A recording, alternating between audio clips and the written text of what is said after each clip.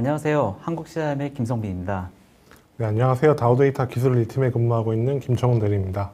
네, 김정훈 대리님, 안녕하세요. 네, 안녕하세요. 지난주에 빔360 디자인 프로세스에 대해서 웨비나를 진행을 하셨는데요. 다시 참석해 주셔서 감사합니다. 네, 감사합니다. 네, 혹시 지난주에 진행했던 웨비나에 대해서 간략하게 소개하실 수 있으신가요? 네, 지난주 웨비나는 이제 빔360 디자인에서 이제 CV3D의 협업 활용, 그러니까 즉 토목 분야가 되겠죠. 그쪽 분야에 대한 이제 협업 시스템에 대해서 활용 방안을 안내를 해드렸습니다. 네네.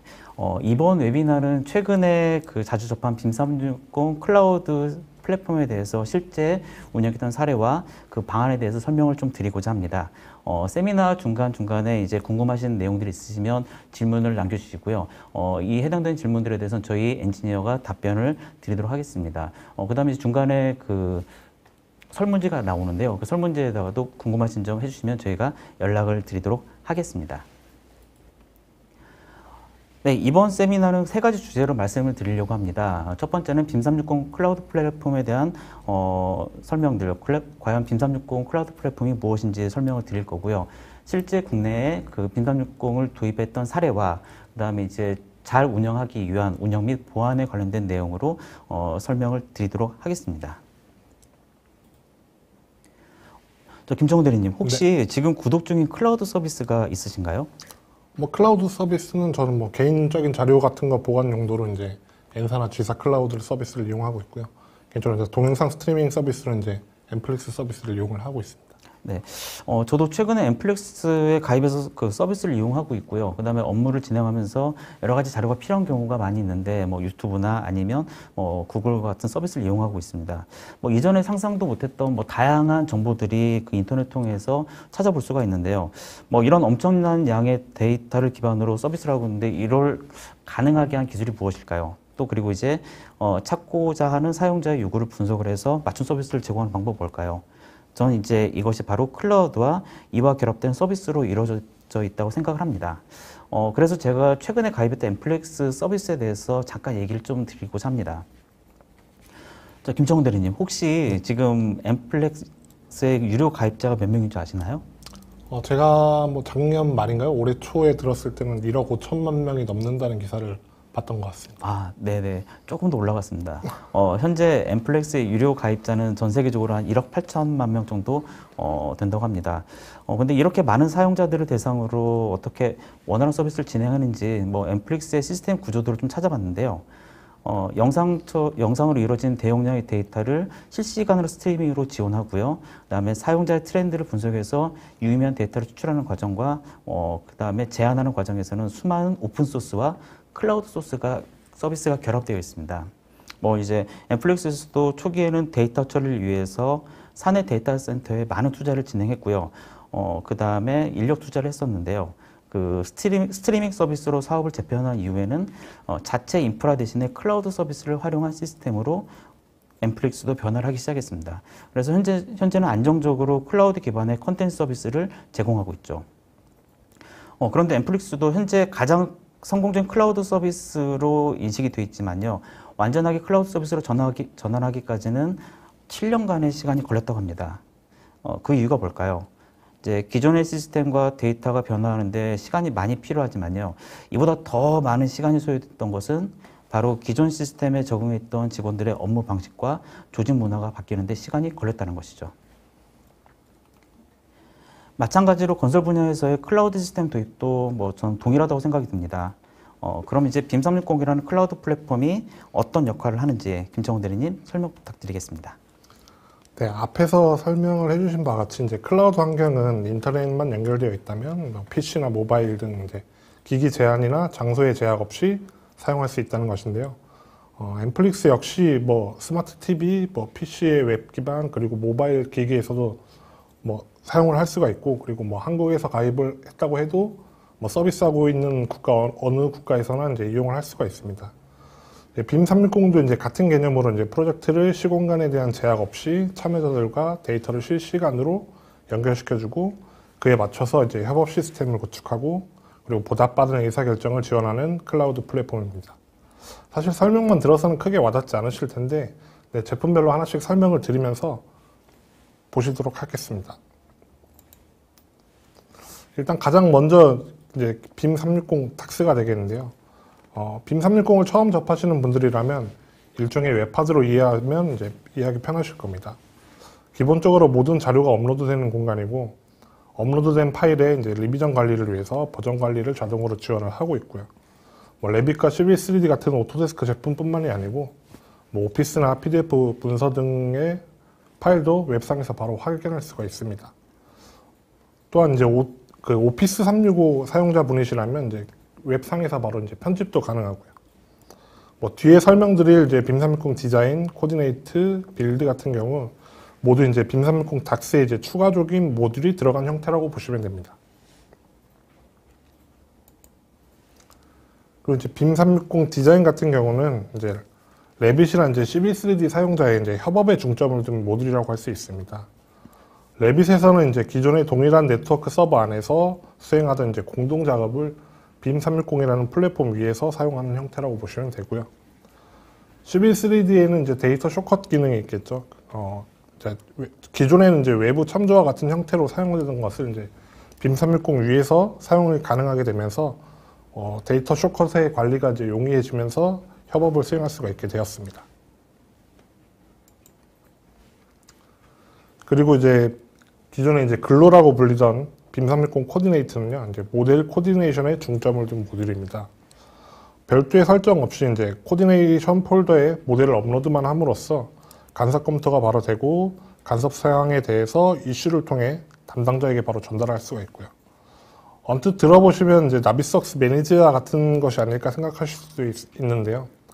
빔 360 코디네이트는 이제 공정 간이나 분야 간 코디네이션에 중점을 둔 모듈이었어. 뭐 건축, 구조, 뭐 전기, 기계, 소방, 뭐 이런 그 공정 간의 간섭 검토를 수행을 하고요. 뭐 이제 건축 구조 안에서의 뭐 보와 슬래브 간의 간섭 체크 기능은 이제 별도로 지원을 하지 않고 이제 파일 간의 간섭 검토를 이제 수행한다고 보시면 됩니다. 그리고 이제 빔 360 빌드 같은 경우는 이제 현장 관리용 모듈이라고 많이들 설명을 하시는데요. 사실 이제 요 기능만 딱 보시면 뭐 대충 이제 감이 좀 오실 겁니다. 이제 체크리스트, 그리고 이슈, RFI, 서브미탈. 요 같은 경우는 실제 현장에서 이제 문서 관리를 할 때 이제 많이들 이제 사용하게 되시는데요.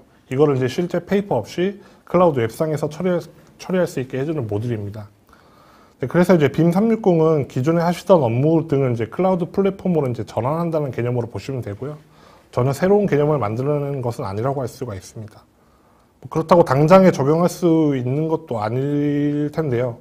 방금 말씀드린 이제 빔 360 빌드 같은 경우가 뭐 완벽하게 사용을 하자면 이제 제도적인 뒷받침도 좀 필요하고 각각의 모듈들을 어떻게 사용할지 또 이제 폴더 권한을 어떻게 줄지 등에 대해서 사전에 테스트가 어느 정도 필요하게 됩니다.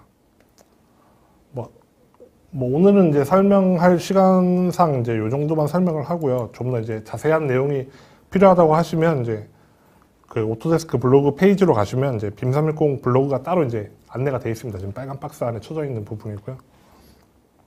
이 부분을 참고를 하시고, 그리고 이제 빔 360 같은 경우가 이제 다른 오토데스크 제품처럼 이름에 이제 버전이 붙는 형태가 아니라서 업데이트가 되고 있는지 모르시는 분들도 계시는데요. 실제로 이제 빔 360은 업데이트가 아주 활발하고 자주 이루어지고 있어서 저도 좀 뒤늦게 파악하는 경우가 좀 많습니다. 오른쪽에 보시면 이제 퍼블릭 링크가 추가되었다는 소식이 이제 올해 3월자로 올라왔는데요. 빔 360 멤버가 아닌 사용자에게, 외부 사용자에게 이제 자료를 공유할 수 있는 기능입니다. 그래서 이제 빔 360을 테스트하거나 사용하고 계신 분들이라면 이제 빔 360 블로그 중에서 방금 보여드린 이제 릴리즈 노트를 자주 보시기를 권장을 드립니다. 그리고 이제 추가적으로 이제 앞에 자료들은 이제 전부 영어로 되어 있어서 보기 불편하실 수도 있는데 오토데스크 코리아 이제 유튜브 채널로 가시면 정리된 자료들도 올라와 있으니까요. 참고를 하시기 바랍니다. 네, 저도 그 빔 360을 실제 운영하고 사용을 하다 보면 알 수 없는 기능들, 예전에 없었는데 이제 나오는 기능들이 추가가 된 것 같습니다. 고객 쪽에서 이제 자료를 요청을 하다 보면 이제 대용량 파일을 전달하는 경우도 있었는데요. 저도 이제 최근에는 이제 새로 추가된 링크 기능을 통해서 데이터를 전달하고 있죠. 그런 것처럼 이제 빔 360에서는 지속적으로 주간 혹은 월간으로 업데이트가 된 걸 좀 저도 볼 수 있었습니다. 근데 김청훈 대리님, 네. 혹시 빔360 플랫폼에 대해서 이제 고객한테 소개를 하거나 세미나를 진행할 때 가장 많이 들었던 문의는 어떤 것인가요? 뭐 가장 많이 들었다기보다는 아무래도 이제 최근에 갑자기 이제 재택근무가 좀 많이 늘어나게 되면서 이제 사전에 좀 테스트할 시간이 뭐 부족하거나 거의 없는 경우도 있게 되거든요.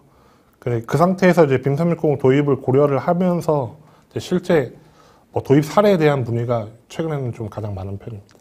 네, 저도 이제 고객과 이제 빔360에 대해서 얘기를 하다 보면은 적용했던 사례가 어떻게 되는지에 대해서 많이들 좀 궁금해 하셨습니다. 이전까지만 해도 그 해외에서 적용했던 사례들이 주로 있었는데요. 최근에는 많은 건설사나 설계사 쪽에서 이제 도입 검토를 진행하고 있고요. 파일럿 프로젝트에 관련된 요청도 진행을 하고 있습니다. 자, 그러면 이제 그 빔360을 도입해서 실제 적용했던 사례에 대해서 몇 가지에 대해서 소개를 좀 드리겠습니다. 세 가지로 좀 가져왔는데요. 저도 찾다 보니까 저희 한국 CRM 내 컨설팅 프로젝트 팀에서도 운영을 하고 있었고요. 저희 고객사인 D사에서의 사례, 그 다음에 빔360을 이용한 개발 사례에 대해서 설명을 드리도록 하겠습니다. 네, 가장 먼저 찾다 보니까 저희 사무실에서 이미 좀 쓰고 있었습니다. 저희 운영하고 있는 컨설팅 프로젝트 팀원에 대해서 이제 팀원에게 그 빔360을 활용했었을 때 장점, 그리고 뭐 고려사항들에 대해서 좀 요청을 했고요. 이에 대해서 좀 들을 수가 있었는데요.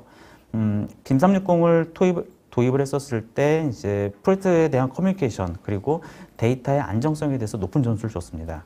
그다음에 이제 컨설팅을 진행했었을 때 실시간 모델링을 동기화시켜주는 그래서 이제 이를 통해서 현장과 본사의 설계 상황에 대한 공유가 상당히 좀 수월해졌다고 하고요. 실시간 커뮤니케이션도 원활해졌다고 하고요. 또한 이제 빔 데이터를 전달을 하는 데 있어서도 기존에 이제 레빗에서 디태치를 한다거나 전달하는 데 좀 번거로운 작업들이 있었는데요. 이게 줄어들면서 프로세스가 좀 간결해졌다고 합니다. 이를 통해서 이제 로컬에서 운영했던 이제 서버 그리고 네트워크에 대한 유지보수 업무도 상당히 줄어들었다고 하고요. 하지만 이제 빔360을 잘 활용하기 위해서는 이제 운영에 좀 주의가 필요하다는 의견도 있었습니다.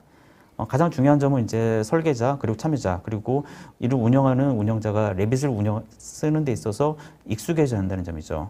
그리고 또 이제 데이터를 업로드할 때 현재 현황이 어떻게 되는지 그리고 업데이트 순서도 지정을 해서 부여하는 게 중요하다고 합니다. 그다음 또한 이제 최초에 빔360 접속했을 때요. 그 디자인 모듈에 해당되는 내용인데요. 데이터를 동기화할 때 많은 시간이 필요하다고 하네요. 뭐 다행히도 최초에 이제 접속할 때만 발생이 된다고 하니까 큰 문제는 아닐 수 있는데요. 데이터를 동기화시켜 놓고 그다음에 이제 작업을 할 때 또 이제 일정 부분의 데이터 저장 공간과 시스템에 대한 리소스도 관리가 필요하다고 합니다. 그 다음에 이제 빔360에 등록된 데이터에 대한 지속적인 관리도 필요하다고 하죠. 그래서 현재 수행 중인 이제 프로젝트에 대해서 제가 동영상으로 좀 전달을 하려고 했는데요. 현재 지금 진행 중인 프로젝트라서 이제 이미지로만 좀 캡처를 했습니다. 이제 빔 설계자들은 이제 빔360 디자인에서의 그 중앙 파일을 활용해서요, 빔 설계를 진행하고 있고요. 각 공정별로 레빗 파일을 이제 분산해서 담당자들이 직접 작업을 수행하고 있습니다. 그 다음에 이제 설계 과정 중에 이제 발생하는 이제 간섭에 대해서는 빔360 플랫폼 내에서 커뮤니케이션을 진행하고 있죠. 커뮤니케이션 방법으로는 이제 닥스에 있는 단면 검토, 그 다음에 마크업. 예를 들어서 공정 간에 이제 간섭이 일어났었을 때 마크업 통해서요, 해당 위치를 표시하고 이를 이제 타 공정에 전달하는 등의 이제 기능들을 활용해서 설계 과정 중에 필요한 코디네이션을 직접 수행을 하고 있습니다. 네, 또 다른 사례 한번 알아볼게요. 이제 고객사 쪽에서 요청이 있어서 이제 D사는요, 빔360 닥스와 디자인을 활용하고 있는 고객사입니다. 이제 빔360을 통해서 시스템에 대한 투자와 유지보수 비용을 절감을 했고요. 그 다음에 설계 과정 중에 커뮤니케이션이 좀 원활해졌다고 합니다. 또 이제 설계 변경 시에 팀 간의 미스커뮤니케이션이 발생이 됐고요. 이에 대한 빔 데이터를 이제 손실한 경험도 있었는데요. 빔360의 이제 백업 기능, 그 다음 버전 관리 기능을 통해서 손쉽게 복원할 수 있었다고 합니다. 그 다음 사용자 접근에 대해서도 보안과 권한 부여가 원활했던 점을 장점으로 꼽았죠. 자사 사례에서 보았던 것처럼 이제 빔360을 도입한 이후에 몇 가지 유의사항들이 있었는데요. 가장 첫 번째는 빔 설계 소프트웨어인 그 레빗의 숙련도하고 그다음 레빗의 설치 환경들, 예를 들어서 핫픽스나 서비스팩 같은 환경이 동일하게 맞춰줘야 보다 안정적으로 운영이 된다고 합니다. 그다음에 이제 또한 이제 원활하게 프로젝트를 수행하기 위해서는 이제 빔 데이터를 관리할 수 있는 빔 관리자가 필수라고 하고요. 네, 그래서 이제 금일 웨비나 진행을 할 때 디사의 엔지니어를 좀 섭외를 좀 하려고 했었는데요. 현재 진행하고 있는 프로젝트의 일정으로 참여가 어렵다고 해서 어렵게 인터뷰로 대체했습니다. 자, 그럼 인터뷰 영상 한번 좀 보겠습니다.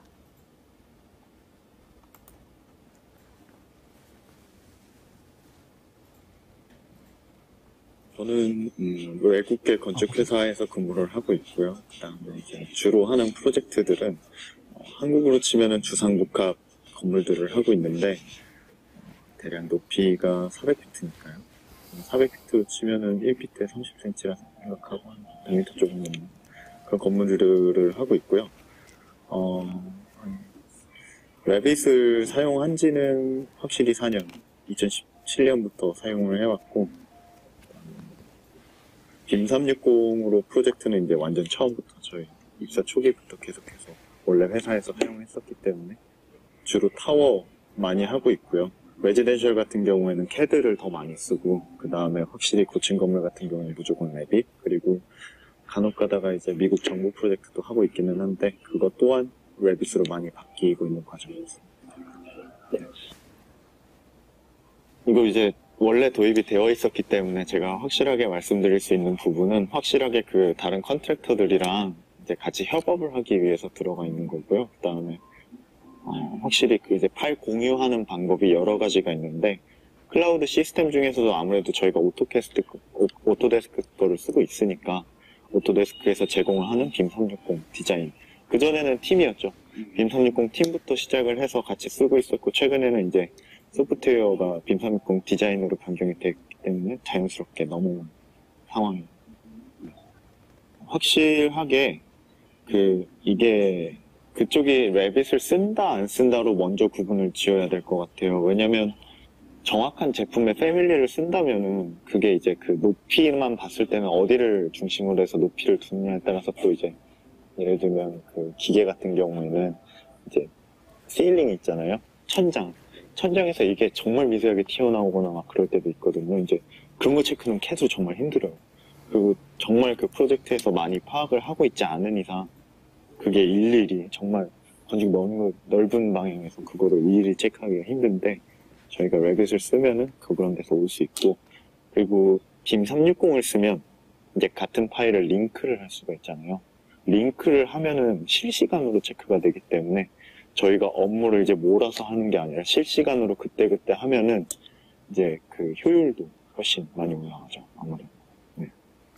클라이언트와의 그 파일 공유가 이루어진다라고 하면은 확실히 빔 360 클라우더가 나은 게 그 최신 파일 공유가, 왜냐면은 저희가 예기치 않게 저희가 내부 토론을 한 과정에서 이제 최신 파일로 바뀌는 과정이 정말 많아요. 근데 항상 커뮤니케이션을 하는 게 아니잖아요. 그리고 이제 그 컨트랙터들한테 저희가 항시 저희한테 그걸 또 이제 보고를 하기에 사람이다 보니까 항상 업데이트를 해주지 않아요. 그리고 이제 저희가 까먹을 수도 있어요. 근데 저희가 일단은 바꿔놓고 이제 안 알려도 그쪽에서 이제 클라우드에 올려있는 걸 이제 확인을 하시면은 그쪽에서 이제 바로 저희가 얘기를 안 해도 바뀌어있네? 라고 그쪽에서 먼저 파악을 하실 수가 있는 게 있죠. 근데 이게 큰 게 작업을 만약에 조금 오래 지난 파일로 저희가 이제 그 전에 보낸 걸로 예를 들어서 작업을 해주시고 저희한테 보내주셨는데 저희는 이미 그쪽을 업데이트를 한 상태잖아요. 다시 일을 하셔야 돼요. 근데 이 시간 손실이라는 게 아무래도 같은 작업을 2번, 3번 한다는 거는 아무래도 정말 많이 큰 차이가 있잖아요. 그래서 전체적인 이제 공기에 많은 영향을 미치기도 하고요. 그리고 아무래도 정확도가 차이가 있죠. 그런 점에서. 그런 점이 가장 크다고 생각을 해요. 여러 가지가 있어요. 되게 많아요. 시행착오라기보다는 제가 그때 이기훈 사장님한테도 말씀을 드렸는데 빔을 이제 같이 사용을 한다는 거는 모두가 한 파일이나 여러 가지 이제 공유된 파일을 동시에 여러 명이서 작업을 한다는 거잖아요. 그러다 보니까 그 레빗을 다루는 스킬이 다 이제 동일하게 어느 정도 수준을 가지고 있어야 돼요. 이게 무슨 말이냐면은 작업하는 방식이 다 이제 개인마다도 다른데 회사마다도 다르잖아요. 무슨 말씀이냐면 빔 스탠다드가 전 세계적으로 다 똑같지가 않아요. 회사마다 쓰는 스타일이 달라요. 그러다 보니까 당연히 패밀리 타입도 이 회사가 쓰는 게 있고 여기 회사가 쓰는 게 있어서 오차가 있을 수 있고 하다못해 라인 타입만 해도 이 회사가 다를 수가 있어요. 그러다 보니까 이거는 약간 빔 컨설턴트 입장이 되어서 보자면은 그거를 일치시켜주는 게 첫 번째 단계인 것 같아요. 디자인을 쓰신다라고 하면. 이 스탠다드 일치가 이제 첫 번째로 가장 중요하고요. 그 다음에 뭐 이제 커뮤니케이션 이슈 아까 물어봐 주셨던 것처럼 같은 파일로 동일하게 같이 작업을 해주신다 그러면은 이 커뮤니케이션이 정말 중요해요. 제가 여기 파트를 변경을 했는데 이쪽한테 말을 안 해주면은 변경 없이 이렇게 진행이 되는 거기 때문에 항상 팀 간 토론이 엄청 자주 발생해야 되고요. 그 다음에 이건 또 다른 이슈인데 만약에 이제 각각 어느 파트를 맡아서 작업을 한다 치면은 이쪽 파트만 항상 하는 게 아니거든요. 예를 들면은 제가 스트럭처를 어느 정도는 손을 대야 저희 거에도 이제 어느 정도 변경이 있을 것 같아서 이쪽 파일을 건드리고 싶어요. 근데 이쪽 파일을 건들면은 이쪽 입장에서는 내가 항상 하던 건데 여기에서 건드렸어? 안 되는데? 난 여기에 모든 거를 다 해놨는데? 이게 무슨 말이냐면 저희가 모델 변경을 했을 때 그 디테일한 것들 있잖아요. 예를 들면 어노테이션이라던가 dim 또는 어떤 태그들을 달았는데 이 모델이 사라지면 그것들이 다 사라져요. 근데 저희가 그거를 모델을 변경을 해야 돼가지고 그냥 이렇게 말도 없이 그냥 바꿔버리면 그것들이 다 사라지거든요. 그럼 이분들 같은 경우는 스트럭처 도면들을 다시 해야 되는 작업도 있고요. 그래서 서로 간의 의사소통이 확실히 중요하다고 생각합니다.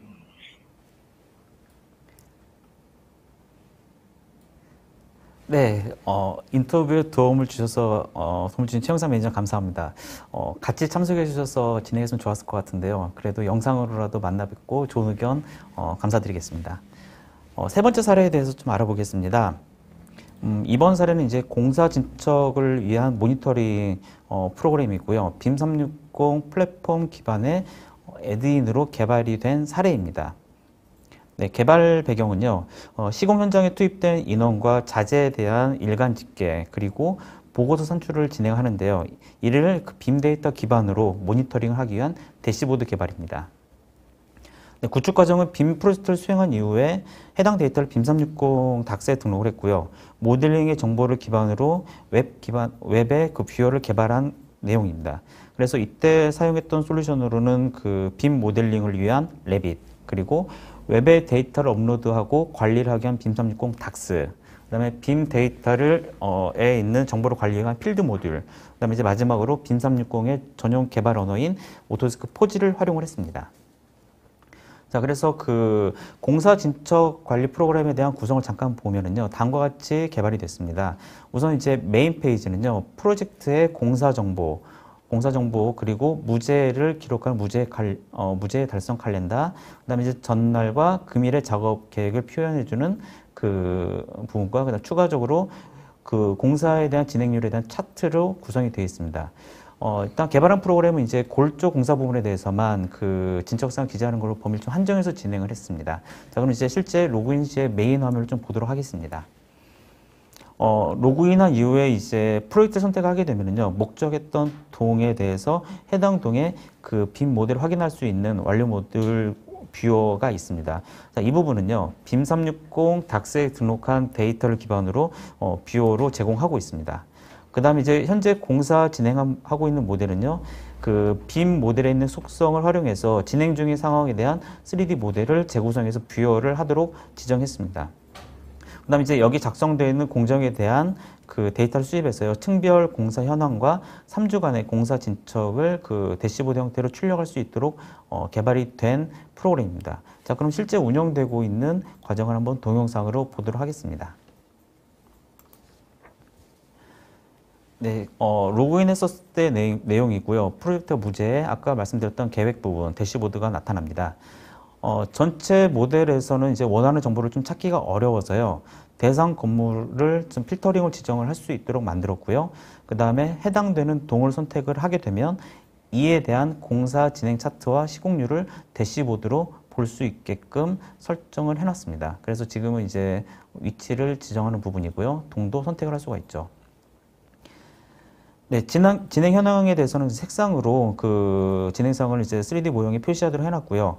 그다음 현장의 변경 사항 등은 아이패드에서 데이터를 입력하도록 했습니다. 그래서 담당자가 돌아다니면서 완료가 됐는지 진행이 됐는지 사항들을 직접 아이패드 입력을 하게끔 해놨고요. 이렇게 입력한 데이터는 빔360의 동기화가 진행됩니다. 네, 그래서 데이터가 이제 업로드가 완료가 되면은요, 빔360에 이제 데이터가 적용이 됐고요. 이후에 이제 해당 데이터는 이제 빔 관리자가 그 레빗에서 속성에 대한 동기화를 진행하고 이를 이제 모델에 반영하게끔 해놨습니다. 자, 그래서 반영된 데이터는요, 다시 이제 공사 진척 관리 대시보드에 적용돼서요, 현재 진행되고 있는 현황을 확인할 수 있도록 확인하는 과정으로 구성이 됐습니다. 네, 이제 이러한 프로세서가 보시면 이제 현장에서 빔360을 활용할 수 있는 하나의 사례라고 볼 수가 있고요. 그 빔360에 있는 뷰어 기능과 데이터베이스를 수집을 해서 그 해당 데이터베이스를 원하는 형태로 보여주게끔 해주는 사례라고 좀 볼 수가 있습니다. 지금 다시 업로드 과정을 진행을 하고 있는데요. 적용된 내용에 대해서 공사 진도 현황을 보게 되면 아까 거푸집되어 있던 내용들이 콘크리트 배건으로 이제 변경된 내용으로 이제 실행 모델에 구성이 됐고요. 해당된 내용으로 그 시공률과 그 다음에 대시보드의 그 진척률이 변경이 되게끔 나와 있습니다. 자, 그래서 이 사례를 설명드리는 가장 큰 이유 중에 하나는요. 빔360 클라우드 플랫폼은 이제 전 세계에서 사용되고 있는 공용 플랫폼이라 볼 수 있습니다. 그래서 이제 실제 회사에서 적용시킬 때는 여러 가지 그 회사의 프로세스에 맞지 않는 부분들이 발생이 될 수도 있는데요. 이런 부분들을 이제 빔360과 개발 언어를 통해서 사용자 환경에 맞게끔 개발해 놓은 사례라고 볼 수가 있습니다. 네, 이제 이렇게 세 가지 사례에 대해서 알아봤는데요. 이외에도 이제 빔360을 그 시공 현장에서 도입해서 활용하는 사례는 점점점 늘어나고 있습니다. 어저께도 뭐 미팅을 하고 왔는데요. 지난주에도 그 빔360을 잘 활용하기 위해서 이제 적합한 데이터가 좀 등록이 되어 있어야 됩니다. 저희를 통해서 이제 빔360 구매했던 고객분들에게 저희가 이제 초반에 프로젝트 설정과 데이터 업로드에 관련된 지침을 말씀을 드리는데요. 실제 이제 고객분들이 이제 처음에 빔360에 이제 데이터를 업로드를 하는 데 있어서 가장 큰 어려움을 좀 느끼고 있었어요. 그래서 이제 빔360에 데이터를 등록하는 절차 그리고 이에 대한 운영 방안에 대해서 김청호 대리님께 설명을 좀 부탁 좀 드리겠습니다. 네, 기본적으로 이제 빔360에 접속을 하시면 플랜 폴더와 프로젝트 파일스 폴더라는 두 가지의 폴더가 존재하게 되는데요. 일단 영상을 보면서 간단하게 말씀을 드리겠습니다. 일단 왼쪽에는 플랜 폴더의 파일을 업로드하는 과정이고요. 실제 업로드되는 파일은 이제 레빗 모델 지금 총 6개가 업로드가 되게 되는데요. 하나의 메인 파일에 지금 5개의 파일이 링크가 다 걸려있는 형태가 되겠습니다.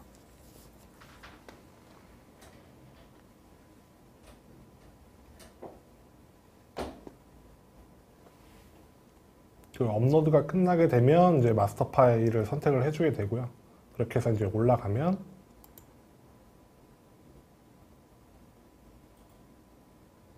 이런 형태로 파일이 업로드된 6개 말고도 이제 별도의 이제 파일들이 올라와 있는 것을 보실 수가 있는데요.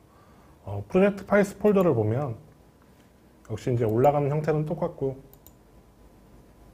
그리고 메인 파일을 선택을 해주고 업로드를 해주면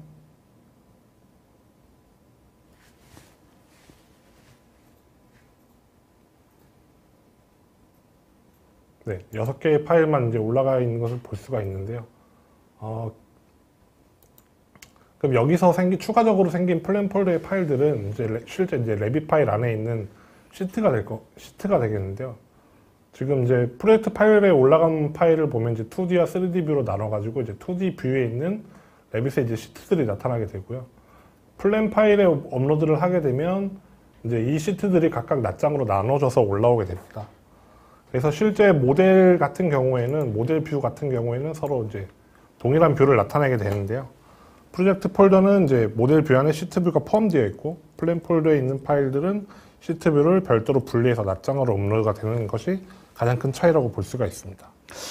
그러면은 그 플랜 폴더와 프로젝트가 약간 다르긴 한데요. 실제 운영하는 과정에서 보면 그 플랜과 프로젝트 이 두 개 중에 어떤 거를 가지고 어떤 곳에 데이터를 업로드를 하는 게 조금 더 유연할까요? 좋을까요? 일단 기본적으로 결론부터 말씀을 드리면 이제 프로젝트 폴더에 업로드를 하는 것을 이제 권장을 드리고 있습니다. 뭐 플랜 폴더는 이제 한 장씩 개별로 관리가 필요하다던가 하는 이제 특정한 용도로 사용을 하게 되는데요. 그리고 이제 빔360 코디네이트 같은 경우 이제 앞서 설명드린 것처럼 이제 공중과 모델 파일을 업로드를 하게 되는데 그 공간은 이제 플랜 폴더에 있는 코디네이션 폴더로 업로드를 하게 됩니다. 그렇기 때문에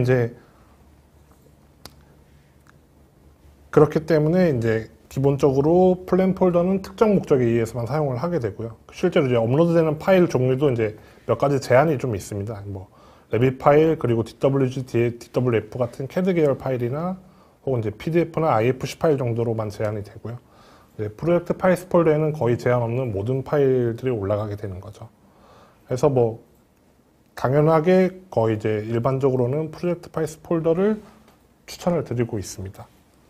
아, 네. 네. 그리고 이제 이런 식으로 지금 보시는 화면처럼 이제 폴더 구성을 하게 되는데요. 폴더 구성은 이제 원래 하시던 업무 이제 그대로 이제 폴더를 구성하시면 되고, 여기 나온 폴더 체계 자체가 이제 정답이나 뭐 혹은 이렇게만 반드시 사용해야 되는 것은 아니고요. 수행하시는 프로젝트마다 이제 다를 수도 있고, 그리고 이제 권한별로 체계는 달라질 수가 있습니다. 다만 이제 왼쪽 편에 보시면 이제 이번에 이제 최신 공유 도면을 보면 가로 안에 이제 PDF로 관리를 한다고 되어 있는데요. 2D CAD 도면도 물론 이제 업로드 하는데 문제는 없지만 이제 몇 가지 주의할 점이 있습니다. 기본적으로 한 CAD 도면 안에 이제 여러 가지 도면들이 포함되어 있는 경우에는 이제 배치 탭을 이용해서 업로드를 하셔야지만 이제 업로드 됐을 때 각각 뷰별로 이제 도면별로 볼 수가 있는 형태가 되겠고요. 마찬가지로 이제 그러면 이제 여러 가지 도면에 있는 걸 이제 각각 납장별로 분리를 해야 할 때는 이제 그 블록 쓰기 기능을 이용을 해서 이제 다중 도면을 구성할 수가 있습니다. 그리고 외부 참조 같은 경우에는 기본적으로 이제 병합을 해서 업로드를 하는 것을 추천을 드리고 있는데요. 오토데스크에 이제 데스크탑 커넥터라고 해서 빔360에 있는 이제 프로젝트 폴더를 일반 컴퓨터의 물리 드라이브처럼 쓰실 수 있는 기능이 있는데요. 요거를 설치를 하시면 드래그 앤 드랍으로 CAD 파일을 업로드를 하면 실제로 이제 링크되어 있는 파일들도 같이 업로드가 됩니다. 그래서 이제 이런 경우에는 이제 링크된 파일을 별도로 관리를 안 해도 되지만, 이런 경우가 아니라면 일반적으로 이제 외부 참조가 있는 CAD 파일은 병합해서 하나의 파일로 업로드를 하는 것을 이제 권장을 드리고 있습니다. 그리고 다음으로 이제 폰트가 누락된 경우 정말 저희가 많이 겪게 되죠. 도면 파일을 열다 보면. 네, 이런 경우도 이제 누락된 채로 업로드가 되면 실제 빔360 상에서도 글씨가 제대로 확인할 수 없기 때문에 누락된 폰트가 없는지 확인이 좀 필요하고요. 그리고 이제 도면 파일에 이제 간혹 이제 Z값이 있는 경우가 있는데요. 이런 경우 이제 빔360 상에서 이제 3D 모델로 인식을 하기 때문에 2D와 3D 뷰를 모두 만들게 됩니다. 뭐 업로드가 이제 작업에 문제가 되는 것은 아니지만 이제 불필요한 3D 뷰를 추가로 만들게 되니까 사전에 좀 점검이 필요하게 되고요. 그리고 이제 빔360 같은 경우가 이제 파일을 이제 수정해서 올리게 되면 이제 자동으로 이제 버전 관리를 하게 되는데, 이렇게 이제 그 전 버전과 이전 버전 간의 그 비교 시에 이제 수정되거나 새롭게 추가 혹은 이제 삭제된 경우를 컬러로 표현을 하기 때문에 뭐 당연한 얘기겠지만 전체 레이아웃이 수정된다거나 혹은 뭐 레이어 자체가 변경된 경우 이제 모든 게 바뀐 것처럼 표시가 되니까요. 이런 경우도 이제 주의가 좀 필요하고요. 만약에 이제 버전 비교를 이제 크게 신경을 안 쓰신다면 딱히 이제 신경을 크게 쓰시지는 않으셔도 됩니다. 이렇게 이제 2D DWG 도면을 업로드할 때 이제 여러 가지 주의할 점이 있어서 이제 도면 파일들은 이제 PDF 파일로 이제 변환을 해서 업로드하는 것을 많이 추천드리고 있습니다. 이제 이런 과정으로 빔360에는 이제 단순히 3D 모델뿐만 아니라 뭐 도면이나 뭐 문서 파일 등 프로젝트 대부분의 데이터를 이제 클라우드로 업로드를 하고 활용을 하게 되죠. 이 부분에서 이제 빔360 이제 보안에 대해서도 이제 문의를 많이 주시는데요. 네, 네, 네.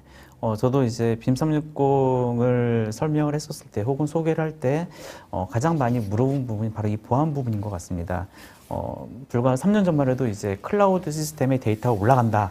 라고 하면 이제 고객사들은 대부분 다 고개를 절레절레 하면서 우리는 안 됩니다. 라고 얘기하고 있죠. 근데 아까 보셨던 맨 처음에 설명드렸던 이제 클라우드가 이미 저희 생활 내에 많이 들어와 있고요. 그 다음에 이제 검토하고 있는 고객사분들도 그런 환경에 대해서 이제 클라우드 시스템에 대해서는 조금 더 적극적으로 도입 검토를 하고 있는 상황입니다. 자, 그렇다 손 치더라도요, 그 빔360이 클라우드 플랫폼이다 보니까, 실제 이제 고객과 상담할 때 가장 먼저 이제 얘기하는 부분들이 바로 이 보안 부분입니다. 그래서 이제 저는 이제 빔360에 대한 보안 정책, 그리고 현황에 대해서 말씀을 좀 드리도록 하겠습니다. 네, 우선 그 빔360의 보안성에 대해서 좀 설명을 확인해 보겠습니다. 해당되는 내용들은 이제 오토스크에 이제 찾았던 자료들을 기반으로 말씀드리고 있고요. 일단 빔360은 그 데이터의 기밀성과 무결성을 위해서 이제 다양한 노력을 계속 진행하고 있다고 합니다. 데이터 안정적인 운영을 위해서 이제 그 아마존 웹 서비스를 이용을 하고 있고요. 그다음에 추가적으로 보안 상황을 검증하기 위해서 산업 표준인 이제 SSAE 16과 그다음 ISO 27001번 등의 인증을 선택을 해서 이에 대한 정책에 맞게끔 그 작업을 하고 있죠. 세부적으로 이제 보게 되면은요, 데이터에 대한 암호화, 그리고 이제 역할과 권한 기반의 사용자 접근, 그다음에 데이터 센터의 물리적인 접근들을 접근 보안을 제공을 하고 있고요.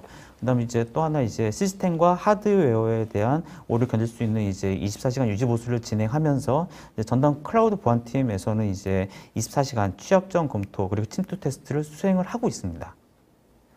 또한 이제 사용자에 대한 이중 인증을 이제 통해서 만약에 사용자가 로그인과 암호를 분실을 하더라도요, 안전하게 로그인할 수 있는 환경을 또 제공하고 있죠. 네, 이제 보시는 것처럼 이제 그 서버의 유지 보수가 발생이 됐었을 때는 별도의 스케줄링을 통해서 이력을 남기고 있습니다. 이제 이러한 보안 정책으로 인해서 이제 사용자는 그 빔360에 언제 어디서든지 안전하게 접근해서요, 등록한 데이터를 공유하고 활용할 수가 있습니다. 하지만 이제 설계 데이터 유출이 이제 빔360에서도 원천적으로 방지하기는 어렵습니다. 자, 어떤 레벨인지 한번 확인을 해볼까요? 네, 가장 고민하는 부분들이 이제 빔360에 등록한 데이터를 그 인가된 사용자가 인가된 장비를 통해서 접근하도록 하는 겁니다. 빔360 클라우드 플랫폼의 가장 큰 장점 중에 하나가 언제 어디서든지 사용자가 로그인할 수 있다는 점인데요. 만약에 지정된 장비에서 지정된 사용자가 접근하는 것만 허용하고 반대로 비인가 사용자 그리고 비인가 장비에서의 접근을 제한을 한다라면 빔360 데이터에 대한 접속 보안을 어느 정도는 수립할 수 있을 걸로 생각이 됩니다. 그래서 이제 이를 충족하기 위해서 이제 저희도 많은 좀 솔루션들 검토를 해봤는데요. 이제 빔360에 추가로 보안을 담당한 두 가지 서비스를 저희도 좀 찾아낼 수가 있었습니다. 네, 두 가지 프로세서는 이제 웹에 접근하는 방식과 모바일에 접근하는 부분에 대한 접근 제한입니다. 첫 번째는 이제 웹에서의 접근 보안입니다. 빔360의 그 사용자가 접속을 할 때 만약에 가상의 아이디, 빔360에 직접 로그인할 수 있는 아이디가 아닌 거죠. 가상의 아이디와 이에 대한 암호를 이용해서 접근을 하도록 일단 막아놨고요. 사용자는 빔360에 접근할 때 빔360에 부여된 아이디와 패스워드를 모르는 상황에서 빔360에 로그인할 수 있도록 서비스를 만들어준 겁니다. 그래서 이때 일단 저희가 찾았던 서비스가 원로그인 서비스고요. 원로그인에서 생성된 사용자 계정과 그 빔360 사용자 계정을 이제 관리자가 연결시켜 놓고 사용자는 이 원로그인의 아이디와 패스워드를 가지고 빔360에 액세스를 하게 되는 것이죠. 그다음 추가적으로 이제 그 사회 다른 시스템, 인가되지 않은 시스템에서 접근을 방지하기 위해서 그 사용자 인증서를 발급하고 해당된 인증서가 있는 시스템에서만 접근하게 만들었습니다. 자, 그럼 실제 운영 방식에 대해서 영상으로 한번 확인해 보겠습니다. 네, 크롬을 실행시켰고요. 그 크롬에서 이제 그 원로그인 익스텐션에서 원로그인 서비스 접근했습니다. 로그인 창이 나오게 되면 사용자 할당된 아이디와 패스워드 입력하게 됩니다. 자, 이 아이디와 패스워드는 빔360 아이디와 패스워드는 아니고요. 이 시스템에 지정된 인증서를 선택하게 되면 이제 해당된 서비스에 들어가게끔 돼 있죠. 그래서 만약에 이제 외부에서 인증서가 없는 시스템에서는 이 방금 보셨던 원로그인 서비스에 들어갈 수 없게 되게 됩니다. 방금 전에 보셨던 것처럼 빔360의 이제 그 아이콘을 선택하게 되면 사전에 설정된 아이디와 패스워드를 자동적으로 원로그인 서비스에서 입력을 하고요. 빔360에 로그인하게 되는 거죠. 그래서 방금 보셨던 것처럼 그 사용자는 빔360에 대한 계정과 정보, 아이디와 패스워드를 모른 채로 할당된 빔360 서비스에 들어갈 수가 있고요. 그 다음에 이제 방금 보셨던 원로그인 서비스에 있는 접속 이력과 그 다음에 빔360의 접속 이력을 통해서 어떤 사용자가 이제 로그인 했는지 그 흔적을 추적할 수 있게끔 만들어 놨습니다. 네, 두 번째 방식은 이제 모바일 디바이스에 대한 접근 제어입니다. 빔360에서 이제 다양한 설정 중에 그 특정 프로젝트에 대해서 그 설정 키를 입력을 하고요. 이 키와 동일한 키를 갖고 있는 아이패드 모바일 장비에서만 그 접근할 수 있도록 설정이 있는데요. 그 이 설정하게 되면은 모바일 디바이스에서 아이디와 패스를 알고 있더라도 이제 해당되는 프로젝트에 접근할 수 있는지 없는지를 제어할 수가 있습니다. 이를 이제 그 접근하기 위해서는 프로젝트 접근이 인가된 그 장비, 서비스만 활용을 해야 되는데요. 자, 이에 대해서 한번 제가 영상을 한번 보면서 설명을 좀 드리도록 하겠습니다. 두 개의 아이패드에 제가 화면 캡처를 했는데요. 왼쪽에 있는 아이패드 화면은 프로젝트 키가 설정되어 있지 않은 아이패드입니다. 그 다음에 오른쪽은 설정이 된 아이패드죠. 자, 왼쪽에 있는 아이패드에 한번 로그인을 한번 해보겠습니다. 아이패드에서 로그인 창에서 이제 아이디와 패스워드를 입력을 하고요. 접근을 하게 되면 해당되는 이제 그 사용자의 이제 프로젝트 리스트가 나타나게 됩니다. 두 가지의 프로젝트가 있는데요. 첫 번째 1111 여기를 선택하게 되면 프로젝트에 로딩이 되고 들어갈 수가 있습니다. 자, 그럼 프로젝트를 한번 바꿔볼까요? 이번에는 이제 다른 프로젝트 한번 들어가 볼게요. 네, 프로젝트의 설정을 KCIM PS로 들어가겠습니다. 자, 선택해서 누르는 순간 프로젝트가 not available, 들어갈 수 없다라고 메시지가 나타납니다. 자, 그럼 이제 그 프로젝트 키가 설정되어 있는 아이패드를 한번 들어가서 보도록 하겠습니다. 자, 여기 이 아이패드는 이제 아까 말씀드렸던 해당 프로젝트에 설정된 키와 이 아이패드의 키를 매핑시켜 놨습니다. 자, 그래서 로그인을 하게 되면 그 이 아이패드에 있는 장비에서는 해당되는 그 KCIM PSO에 방금 이제 111은 아까처럼 들어갈 수가 있는데요.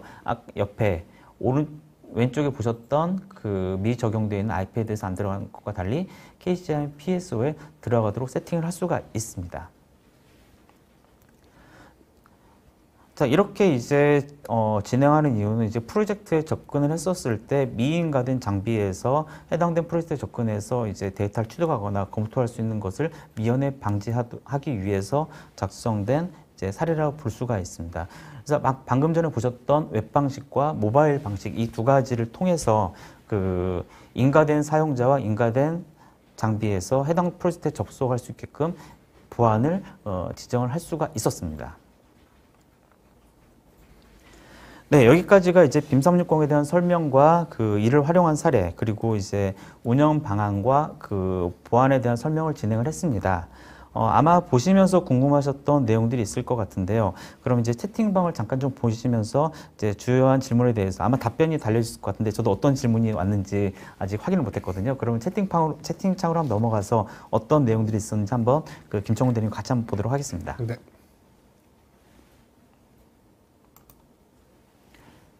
네, 아까 제가 여기서 진행했는데요. 네, 실시간 참여가 불가능할 거에 다시 보기 방법이 있나요? 아까 제가 띄워놨습니다. 현재 지금 진행된 영상들은 언제든지 다시 보기가 가능하고요. 그 CNGTV 사이트의 방송 다시 보기를 통해서도 언제든지 볼 수가 있으십니다. 많은 분들이 참석을 하셨네요. 네, 감사합니다. 네, 제가 알고 있는 이름도 있고요. 네.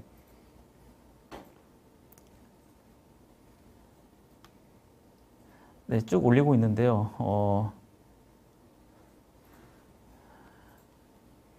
네, 그 빔360에서 버전 관리, 그 다음에 그 백업에 대한 용량 이제 어느 정도까지 가능한지요.